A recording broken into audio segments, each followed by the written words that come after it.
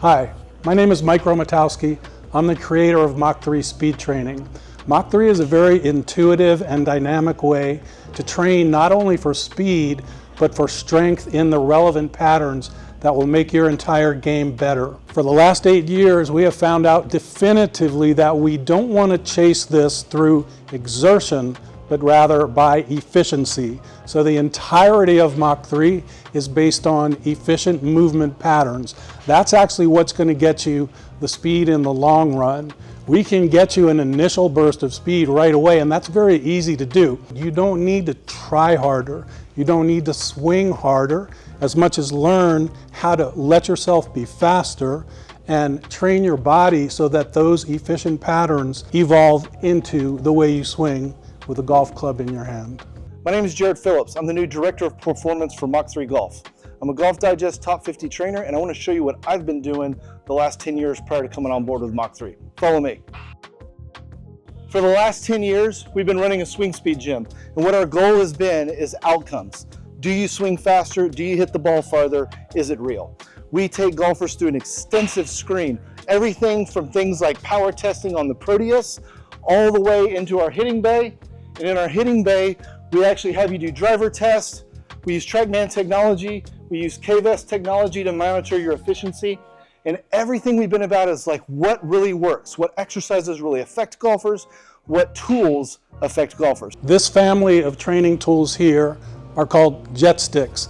The jet stick is a purely overspeed tool. It will speed everybody up. It will not necessarily improve everyone's biomechanics, but that's not what it's for. Here I have 3 different models of jet sticks. So every tool that we have has different models, whether they are weighted differently or different lengths or simply perform differently.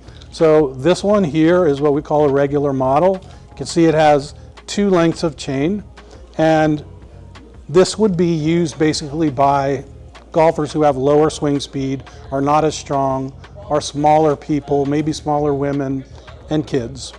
Then we graduate up to what we call a strong model. It has more chain on it. It's the same length, but this chain, when you are swinging it, adds a surprising amount of weight and resistance to the swing. So this would be more like for a lot of competitive golfers, high school kids, college kids, stronger players. Then here we have what we call a long drive model. So it has, again, more chain. It's also longer, stiffer, and heavier. So this would be for your stronger, faster players. Ironically, we actually will fit more average golfers with this one lately, since we discovered that the heavier you go, the more it does improve biomechanics. This family of tools is called speed bombers. This is a very unique tool because it has a flexing action that not only acts as a force multiplier, but it makes it so that the swing each time is delivered on a perfect plane. There really is no way to swing these tools on a poor plane or a poor path of delivery.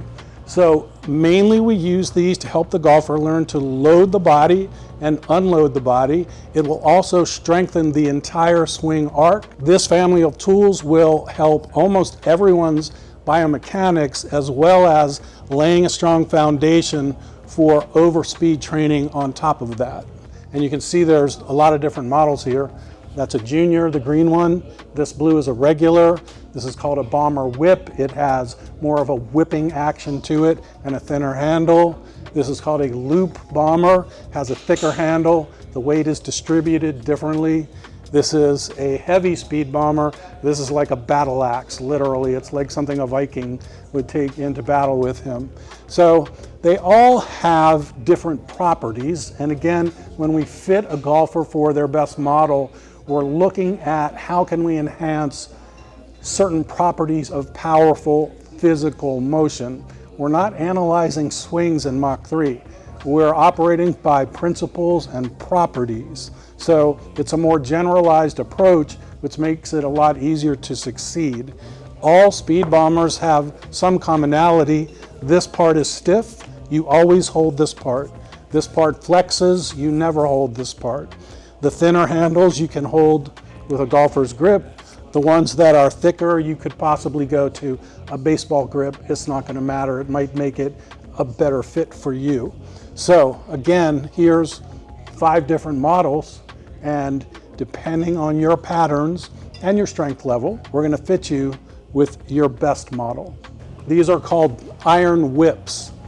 A really interesting tool because originally we intended it as an iron and wedge striking tool, and it's great for that. It can really help you learn to hit more crisp, more sharp irons and wedges, and even flight the ball, which is not an easy thing to learn with conventional golf instruction. Here we have 2 different models of an iron whip.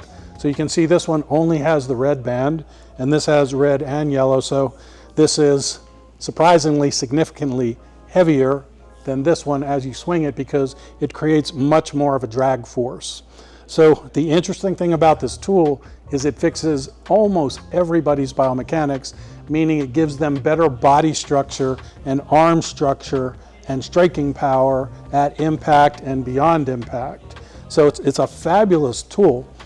Basically, this band, again, creates a drag force that will create optimal wrist angles, optimal transition, optimal sequencing, optimal arm structure, ground force, body structure. It does all of those things. The surprising thing is you might think, okay, well, this lighter one would be for weaker golfers and this one would be for stronger golfers. We learned very quickly we can't make that assumption. It has more to do with the golfer's pattern and their release pattern and their structural integrity than it does with strength and raw speed. So for example, I can remember a day in San Antonio, we had a 55-year-old woman with 82 mile-an-hour clubhead speed, and we had a high school girl, very explosive, former dancer with 102 mile-an-hour clubhead speed.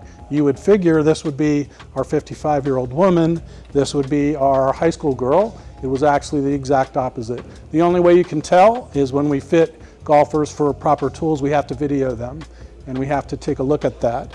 Again, it's the pattern, not the strength, that makes the difference. In addition to the swinging tools that can be swung anywhere, we have a whole nother arsenal of training tools that have long ropes attached. The ropes really give you an added benefit. There's a conditioning component to it because you're flinging the rope out, pulling it back. It's a lot of trunk muscles, even hand and forearm strength. But also the rope gives you feedback. By the way the rope flies, you can tell if your body movement is efficient or not. This first tool here is called a velociraptor. Now, the difference in these 3 is going to be a difference in the handles. And these 3 that are in front of us here actually all have the same rope in them, but every tool that we make, not only the rope tools, but the swinging tools, can be scaled up or down, heavier or lighter. So we can put lighter ropes in these, we can make the handles lighter, we can make the handles heavier. So you have a lot of choices on our website of which scale of tool will be appropriate for you. It's really important to know what type of surfaces these tools will work on. Right here, obviously we have them on concrete, or this would be your driveway. This is a smooth enough surface that the ropes will work great. They'll work great on asphalt. They'll work perfectly on a rubber gym floor. They will work beautifully outdoors on a good low range cut or a fairway cut of grass. You wouldn't want to use them in the rough, like taller grass. Especially you would not want to use them on a gravel surface. Any type of smooth surface will work. The ropes are extremely durable. They will last a long time. I had my gym in San Antonio for 8 years, and we used one rope in a velociraptor the entire time. For a long time, we used tools that were end loaded, that had weights at the end. We had all kinds of varieties. You can see a whole bunch of them in here of all kinds. And we were reading a study that we got from baseball because we train all rotational athletes. So in baseball, a place called Driveline did a study with a company called AxeBat. And what AxeBat has is all these different variety of bats. And they have some that are end loaded, handle loaded, even loaded, overloaded, underloaded. And one of the things they found really unique in their 3D data was that when you had an end-loaded bat and players would swing it, they would early release their hands or early cast. And when I said that study, I went, wait a minute, we have all of our golfers swinging these end-loaded products. I'm going to go back to our data and see what it says. So when we went back to that KVS data, what we found is early hand action, meaning the golfers were casting the club. Why would they do that? Well, if I'm trying to make this radar go up, then I'm going to throw that club to try to create as much speed because I'm only chasing the radar. Well, we started realizing that efficiency, so how much carry distance to how much swing speed you have, we're getting less efficient. So we said, oh, we got to change something. So we started using more of the Mach 3 tools, with specific the jet stick, which is the overspeed tool. And here's the difference. This is a fixed shaft with an end loaded. This is a fixed shaft with a dynamic load. So the load becomes the tool. As you release it, if you early cast this, this will hit the ground, you will feel it, and it feels horrible. But when I swing it appropriately, I lag and release the energy through impact, speed out front. So it works. So we started switching. And then eventually we found that if we added Mach 3 to every one of our golfer strength programs, their KVS got better, which means their kinematic sequencing, their biomechanics, all got better. Their TrackMan numbers got better. We started seeing better efficiency. It is statistically proven this is the most important club in your bag. Now, when I say that, a lot of people say, well, he just said putting's not important. And I didn't say that. Everyone knows putting is important, but driver is more important. One enormously important part of golf is greens in regulation if you're a good player, or getting to the green, anywhere on the green, in as few shots as possible. So think about this logically. What makes that easier? There's a kind of a double advantage to being a long hitter, because driving the ball a long way, 300 yards, whatever, you need speed, strength, power, athleticism. Not everybody has that. On the other end of the spectrum, putting doesn't require any of those things, or chipping. All you have to do is stand there and rock your shoulders, move your arms, whatever. Anyone can do that. So the long hitter, if you're a short hitter, you can't match his distance, but he can easily match your short game. So if you think of most of the great players in the world, the John Rahms, the Brooks Koepkas, the Scotty Schefflers, all of the really great players, they hit the ball a long way and they have great short games. So if I'm short and you're long, we can both have great short games quite easily. But if I can't match your distance, I'm at too much of a disadvantage. Distance is so important for golf, and why we attach to it. I originally came from a football background. I was a track and football guy, played a little D2 NAI school in college, and what I discovered was every sport trains for speed. Faster is better. But golf 10 years ago, 15 years ago was really weird. It was like, ooh, we don't want to hit the ball farther, you're just going to hit it further out of bounds. So as the research started coming out, places like TrackMan really started showing us things. So if you're an amateur golfer, do you want to approach, so by the way, this is 18 handicap average from 100,000 tests. At 160 yards, this is the average distance dependent yards. So we're in the 70-foot range. So how many birdie opportunities or even par opportunities are you going to get from that distance? Now, if I move you up to 120 yards, that's a big difference in feet, okay? And if I get to 100 yards, now I'm inside 50 feet. So now I've got some looks. So let's think about what the average par 4 is. So the average par 4 in this country is 390 yards from the regular tees for men. So if I look at this number here, that means if I'm only hitting the ball 230 yards, that's going to be my average approach shot. But if I can hit the ball 290 yards, that's going to be my average approach shot. This is going to allow me to score better. So that whole saying of, oh, you drive for show and you putt for dough. I say you drive for show so that you can putt for dough. Check this out.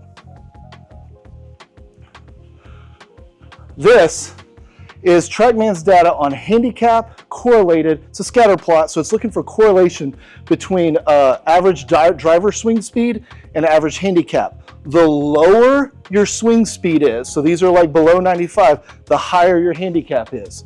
The higher your swing speed is, on average, the lower your handicap. Why would that be? It's because of what I just showed you right there. You're approaching the greens from distances that you can put the ball closer, allowing you to make putts. Who's going to make any putts outside of 70 feet? Are you kidding me? Here's something you should know about Mach 3.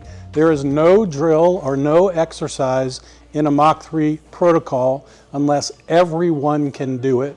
So there will be nothing in there that is beyond your ability or beyond your reach.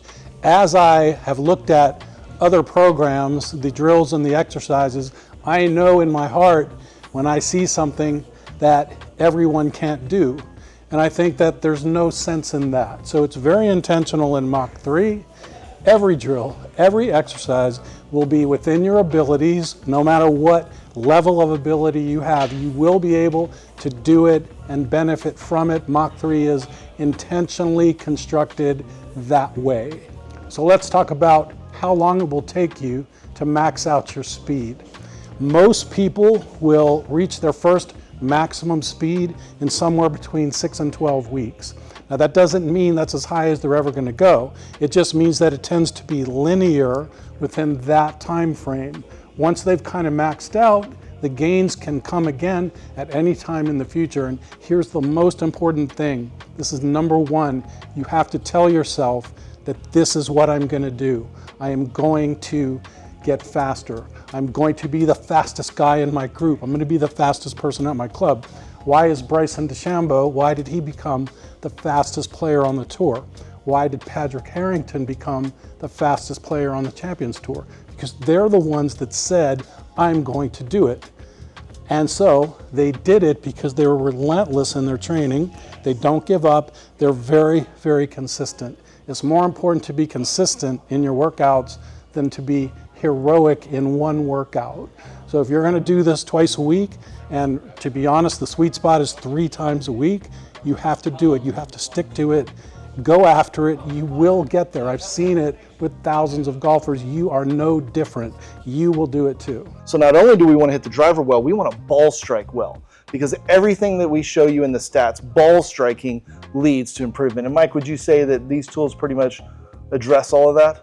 Yeah, for sure. I mean, basically in our gym and training center, we work with driver, but the same principles by osmosis will work their way into your hybrids and your irons and even your wedges. So the principles don't change.